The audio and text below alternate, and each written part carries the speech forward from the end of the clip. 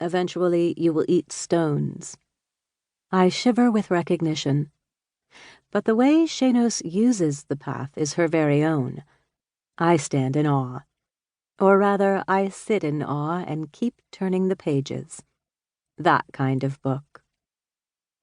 Many of these stories made me shiver. One about rats under the skin, literally. But there is more here than just the cold hand on the back of the neck or the light frisson of terror down the spine.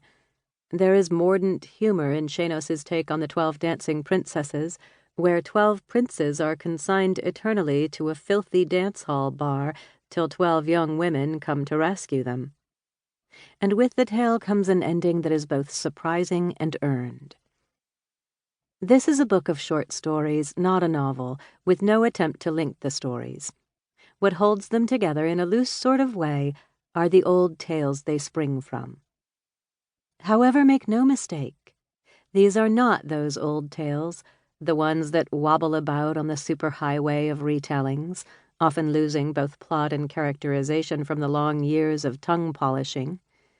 Rather, these stories come from an unconfined imagination soaked in the old stories, but told by an author who has studied them with a microscope and has carved them into her heart.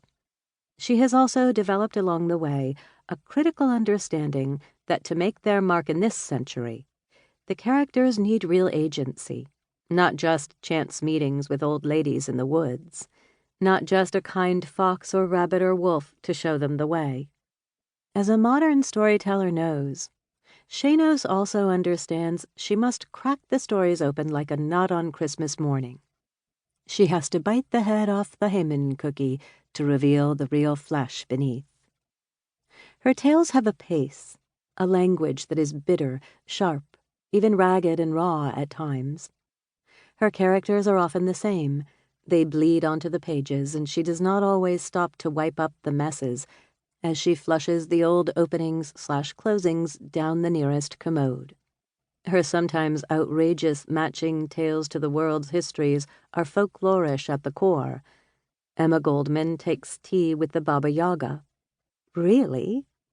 A brilliant story that has a biography, autobiography, history, plus the greatest female anarchist and the most famous witch in folklore, all in one storied place.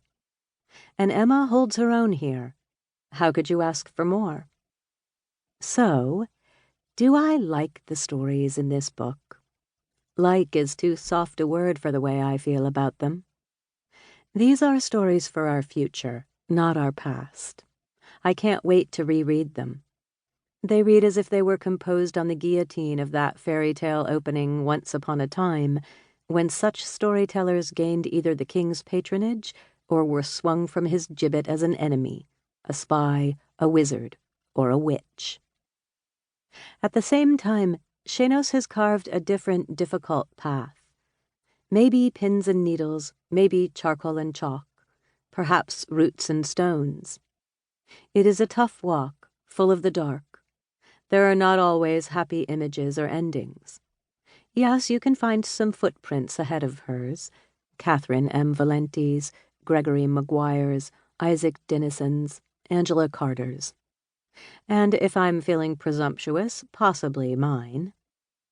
But Schanoes has a particular place here, has both daring and a deep core understanding of the old fairy and folk tales. I expect she is not nearly done with the old stories yet.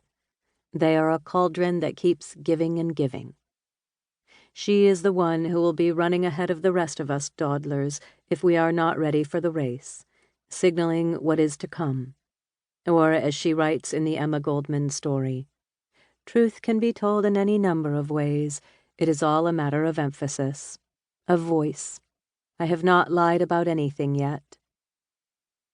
Watch out for that yet. She is warning us what is still to come.